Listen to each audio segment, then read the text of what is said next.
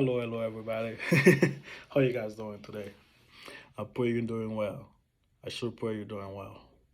And welcome to Reading the World Bible near you with Messenger. As always, the Bible we are reading from is Thomas Nelson, the King James Version. And for our day 28, we shall be reading Matthew 22 to 24 and Romans 4. Let's us begin, my friend. Let's begin. Matthew 22, the parable of the wedding feast. And Jesus answered and spoke to them again by parable and said, the kingdom of heaven is like a certain king who arranged a marriage for his son and sent out his servant to call those who were invited to the wedding, and they were not willing to come. Again, he sent out other servants, saying, tell those who are invited, see, I have prepared my dinner. My oxen and fatted cattle are killed, and all days are ready. Come to the wedding. But they made light of it and went their way, and one of his own farms in order to his business.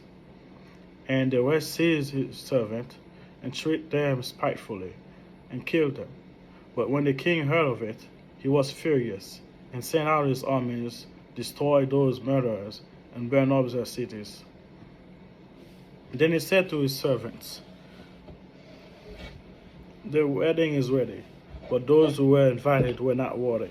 Therefore, go into the highways, and as many as you find, invite to the wedding. So the servant went out in the highway, and gathered together all who they found, but both bad and good, and the wedding hall was filled with guests. But when the king came to see the guests, he saw a man there who did not have on a wedding garment. So he said to him, friend, why did you come in here without a wedding garment? And he was speechless. Then the king said to the servant, bind him hand and foot, take him away, and cast him into outer darkness. There will be weeping and gnashing of teeth. For many are called, but few are chosen. The Pharisees, is it lawful to pay taxes to Caesar? Then the Pharisees went out and plotted how they might entangle him in his talk. And they sent to him the disciple with the Herodians, saying, teacher, we know that you are true and teach the way of God in truth, nor did you care about anyone, for you do not regard the persons of men. Tell us, therefore, what do you think? Is it lawful to pay taxes to Caesar or not? I'm sorry for laughing. I feel like they have some big, balls in a way to talk to God like that. Anyway, let me keep going. Sorry for saying the word balls. Please forgive me, God. Anyway, let's go. But Jesus perceives their wickedness and said, why do you test me, you hypocrites? Show me the tax money. So they brought him a denarius, and he said to them, whose image and inscription is this? They said to him, Caesar's. And he said to them, render therefore to Caesar the things that are Caesar's, and to God the things that are God's. When they had heard this word, they marveled, and left him and went their way. The Sadducees, what about the resurrection? The same day, the Sadducees, who say there is no resurrection, came to him and asked him, saying, teacher, Moses said that if a man dies having no children, his brother shall marry his wife and raise up offspring for his brother. Now, there were with us 7 brothers. The first died after he had married, and having no offspring, left his wife to his brother. Likewise, the second also, and the third, even to the 7th. The last of all, the woman dies also. Therefore, in the resurrection, whose wife of the 7 will she be? For they all had her. Jesus answered and said to them, you are mistaken, not knowing the scripture nor the power of God. For in the resurrection they are neither married nor given in marriage, but are like angels of God in heaven. But concerning the resurrection of the dead, Have you not read what was spoken to you by God, saying, I am the God of Abraham, the God of Isaac, and the God of Jacob? God is not the God of the dead, but of the living. And when the multitude heard this, they were astonished at his teaching. The scribe, which is the first commandment of all. But when the Pharisees heard that he silenced the Sadducees, they gathered together. Then one of them, a lawyer, asked him a question, testing him and saying, Teacher, which is the greatest commandment of the law? Jesus said to him, You shall love the Lord your God with all your heart, with all your souls, and with all your mind. This is the first and the greatest commandment. And the second is like it. You shall love your neighbors as yourself. On these two commandments hang all of the law and the prophets. Jesus, how can David call himself call his descendant Lord? While the Pharisees were gathered together, Jesus asked them, saying, What do you think about the Christ? Whose son is he? They said to him, The son of David. He said to them, How then does David in the Spirit call him Lord, saying, The Lord said to my Lord, Sit at my right hand, till I make your enemies your footstool. If David then called him Lord, how is he his son? And no one was able to answer him a word, nor from that day on did anyone dare question him anymore. Woe to the scribes and Pharisees. Chapter 23. Woe to the scribes and the Pharisees. Yeah. Then Jesus spoke to the multitudes and to his disciples, saying, The scribes and the Pharisees sit on Moses' seat. Therefore, whatever they tell you to observe, that observe and do, but do not do according to the works, for they say and do not do. For they bind heavy burdens, hard to bear, and lay them on man's shoulder, but they themselves will not move them with one of their fingers. But all the work they do to be seen by men. They make their phylacteries broad and enlarge the borders of their garments.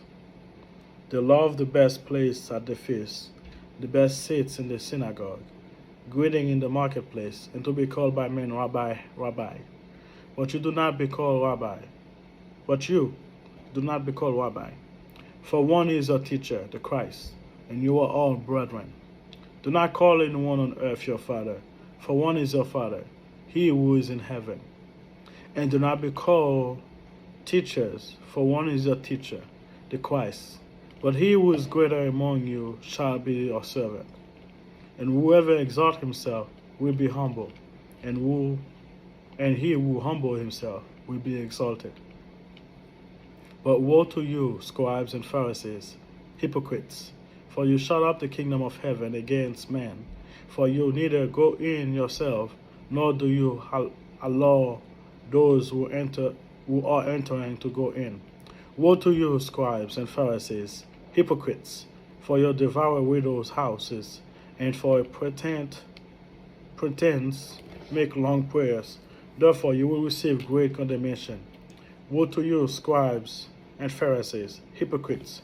For you travel land and seas to win one proselyte, and when he is won, you make him twice as much as a son of hell as yourself. Woe to you, blind guides, who says, Whoever swear by the temple, it is nothing, but whoever swear by the gold of the temple, he is obligated to perform it. Fools and blinds, for which is greater, the gold or the temple that sanctifies the gold? And whoever swear by the altar, it is nothing, but whoever swear by the gift that is on it, he is obligated to perform it. Fools and blinds, for which is greater, the gift of the altar that is sanctified the gift, that sanctified the gift? Therefore, he who swear by the altar, swear by it and by all things on it. He who swear by the temple, swear by it and by him who dwell in it. And he who swear by heavens, swear by the throne of God and by him who sits on it. Woe to you, scribes and Pharisees, hypocrites! For you pay tithe of mint, and honest and coming, and have neglected the weightier matters of the law, justice and mercies and faith. And these you ought to have done, without leaving the others undone.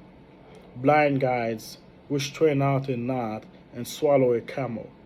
Woe to you, scribes and Pharisees, hypocrites! For you cleanse the outside of the cup and dish, but inside they are all full of extortion and self-indulgence. Blind Pharisees, first clean the inside of the cup and dish, that the outside of them may be clean also. Woe to you, scribes and Pharisees, hypocrites! For you are like whitewashed tombs, which indeed appear beautiful outward, but insides are full of dead men's bones and all uncleanness. Even so, you also outwardly appear righteous to men, but in the side you are full of hypocrisy and lawlessness. Woe to you, scribes and Pharisees, hypocrite! Because you build the tomb of the prophet and adore the monument of the righteous, and say, if we had lived in the days of our fathers, we would not have been partakers with them in the blood of the prophets. Therefore, you are witness against yourself that you are the sons of those who murdered the prophets. Fill up then the measure of your father's guilt. Serpents, brood of vipers, how can you escape the condemnation of hell? Therefore, indeed, I send you prophet, wise men, and scribe. Some of them you kill and crucify, and some of them you will scourge in your synagogue, and persecute from cities to cities, that on you may come all the righteous blood shed on the earth, from the blood of righteous Abel to the blood of Zachariah, the sons of Berechiah, whom you murdered between the temple and the altar. Surely I say to you, all these things will come upon the generations. Jesus lament over Jerusalem. O Jerusalem, Jerusalem, the one who kills the prophet and stones those who are sent to her. How often I wanted to gather your children together, as a hen gathers her chicks under her wings, but you were not willing. See, your house is left to you desolated. For I say to you, you shall see me no more till you say, blessed is he who comes in the name of the Lord. Chapter 24. Jesus predicted the destruction of the temple. Then Jesus went out and departed from the temple, and his disciples came up to show him the building of the temple. And Jesus said to them, do you not see all these things? Surely I say to you, not one stone shall be left on here upon another that shall not be torn down. The sign of the time and the end of the ages. Now as he sat on the Mount of Olives, the disciples come to him privately, saying, tell us, when will this thing be, and what will be a sign of your coming and of the end of the age? All right, pay attention now, people, because a lot of people use this the wrong way. Again, I'm not here to preach, I'm just saying. People use that the wrong way. Anyway, and Jesus answered and said to them, take heed that no one deceive you. For many will come in my name, saying, I am the Christ, and will deceive many. And you will hear of wars and rumors of war. See that you are not troubled. For all these things may come to pass, but the end is not yet. It's not yet, because there's war and rumors of war. This not many, this is the end of time yet. I'm sorry for the attitude. For nation will rise against nations, and kingdom against kingdom, and there will be famine, pestilence, and earthquake in various places. All these things are the beginning of the sorrow. Then they will deliver you all to tribulation and kill you, and you will be hated by all nations for my name's sake. And then many will be offended, will betray one another, and will hate one another. Then many false prophets will rise up and deceive many. I think that's why a lot of people get the word. We can't do prophecy no more. I don't know. Let's keep going. And because lawlessness will abound, the love of many will grow cold. But he who endures to the end shall be saved. And this gospel of the kingdom will be preached in all of the world as a witness to all nations. and then the end will come. The great tribulation. Therefore, when you see the abomination of desolation spoken of by Daniel the prophet, standing in the holy place, whoever read, let him understand. Then let those who are in Judea flee to the mountain. Let him who is in the house top not go down to take anything out of his house. And let him who is in the field not go back to get his clothes. But woe to those who are pregnant and to those who are nursing babies in those days. And pray that your flight may not be in winter or on the Sabbath. Surprised they use the word flight. They had that back then. Anyway, let's keep going. For then there will be great tribulations, such as has never been seen the beginning of the world until this time, nor ever will be. And unless those days were shortened, no flesh will be saved. But for the elect's sake, those days will be shortened. Then if anyone says to you, look, he is the Christ, or there, do not believe. For the false Christ and false prophet will rise and show great signs and wonders to deceive, if possible, even the elect. Therefore, if they say to you, look, he is in the desert, do not go out. Or look, he is in the inner room, do not believe. For as the lightning comes from the east and flashes to the west, so also will the coming of the Son of Man be. For wherever the carcass is there, the eagles will be gathered together. The coming of the Son of Man. Immediately after the tribulations of those days, the sun will be darkened, and the moon will not be giving its light. The star will fall from heaven. The power of the heavens will be shaken. Then the sign of the sons of men will appear in heaven, and then all the tribes of the earth will mourn, and they will see the Son of Man coming on the cloud of heavens, with power and great glory. And he will send his angels with a great sound of trumpet, and they will gather together his elected from the four winds, from one end of the heavens to the other. The parable of the fig tree. Now learn this parable from the fig tree, where its branch has already become tender and put forth leaves. You know that summer is near. So you also, when you see all these things, know that it is near at the doors. Surely I say to you, this generation will by no means pass away till all these things take place. Heaven and earth will pass away, but my word will by no means pass away. No one knows the day or the hour. No one knows. I think that's why we have so much atheists nowadays, because everybody can say, oh, the end gonna end at that time. Oh, the world gonna end at that time, and it never happened. And they're like, all my life I've been hearing the end of the world, the end of the world. The world never ends. My wife even used that once, well, more than once. So she used to not be an atheist, more like a witch. Anyway, my point was, that's one of the big reasons we have a lot of people that don't believe in God. People keep saying, the end of the world is that time, the end of the world is this time. Let's read what the Bible says about it. But of that day and hour no one knows, not even the angels of the heavens, but my Father only. But as the days of Noah were, so also will the coming of the sons of men be. For as in the days before, the flood they were eating and drinking and marrying and giving in marriage until the day that Noah entered the ark, and did not know until the flood came and took them all away. So also will the coming of Son of Man be. Then 2 men will be in the field, one will be taken and the other left.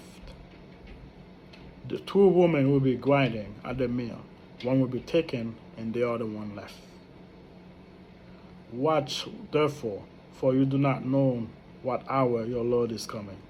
But know this, that if the masters of the house had known what hour the thief will come, and he would have watched and not allow his house to be broken into. Therefore, you also be ready, for the Son of Man is coming at an hour you do not expect it. The faithful servant and the evil servant. Who then is a faithful and wise servant, who is his master made rulers over his household, to give them food in due season? Blessed is that servant, whose master when he come will find so doing. Surely I say to you, that he will make him ruler over all his goods. But if that evil servant say in his heart, my master is delaying his coming, and begin to beat his fellow servant, and to eat and drink with the drunkard, the master of that servant will come on a day when he is not looking for him, and at an hour that he is not aware of, and will cut him in two, and appointed him his portion with the hypocrite. There shall be weeping and gnashing of teeth. Romans 4. Abraham justified by faith.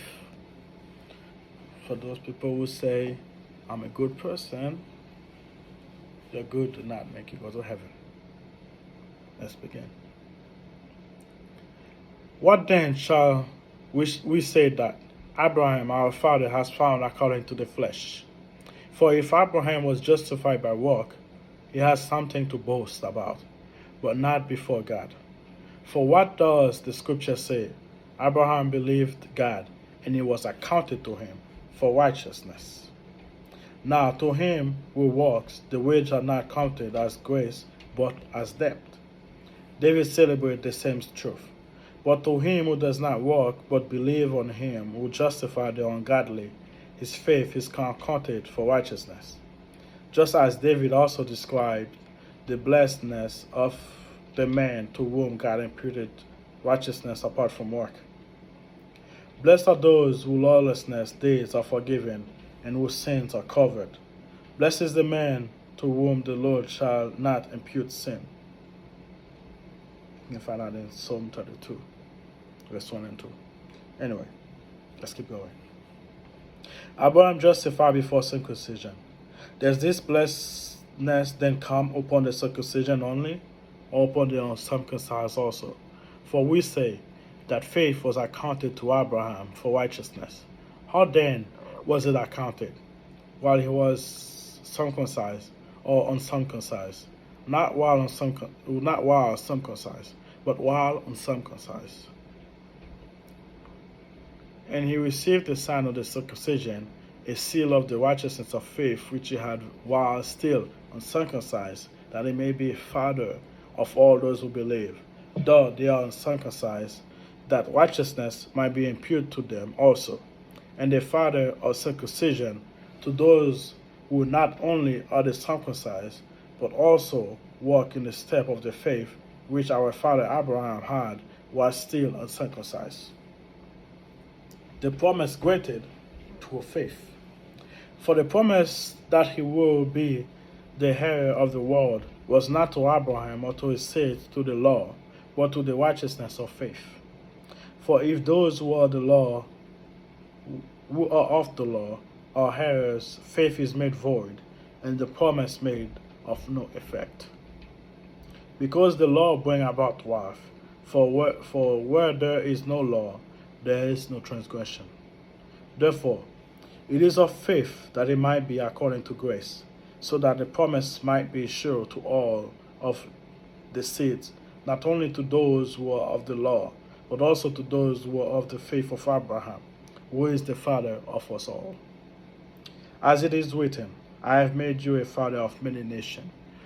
In the presence of him who he believed, God who gives life to the dead and calls those things which do not exist as though they did.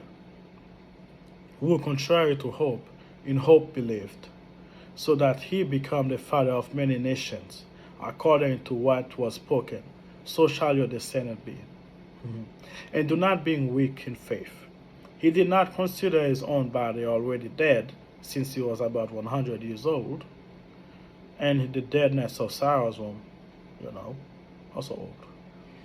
He did not waver at the promise of God through unbelief, but was strengthened in faith, giving glory to God, and being fully convinced that what he had promised he will also be able to perform, and therefore it was accounted to him for righteousness. Now it was not written for his sake alone that it was imputed to him, but also for us. It shall be imputed to us who believe in him, who raised up Jesus our Lord from the dead, who was delivered up because of our offenses, and was raised because of our justification. Amen, amen, amen. Dear Lord God Almighty, thank you for the day. Thank you for everything you've done for me. I do not know why I want to talk during my reading. I don't usually be preaching like that, but you want me to talk, to say something. What can I do but blot it out? Elijah, one of the prophets, I forget which one, I think it's Elijah, once said, even if I don't want to say it, if I don't want to talk about you, it's still blood out from my mouth. I cannot keep quiet. Anyway, I'm sorry, this is a long video. I think that's the longest one yet. My plan was to do the reading, that's it, the readings every day, because I don't want to preach. I am not a preacher. I am not a pastor. I didn't go to school for that. But for some reason, God wanted me to have stuff to say. I pray I don't offend anyone. And if I do, well, I'm sorry. It was God speaking to you, not me. I was not trying to be judgmental. I do not want to be judgmental. For by whatever you judge, you shall be judged. So, I do not want to be judged, my friend. I've done too much to be judged by them.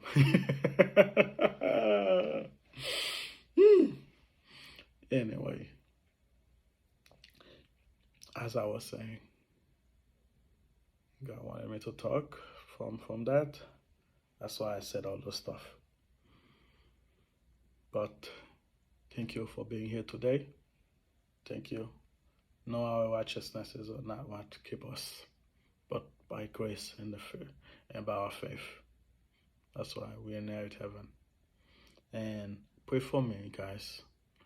I'll pray for you. You know, life is a struggle. Life is a struggle until we go to heaven, until we go to the place that Jesus gonna prepare for us. Life will never be as perfect.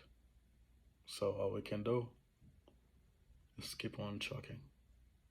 Yeah, I used to drive a truck. There's a saying they said, if the wheel ain't rolling, you ain't making money.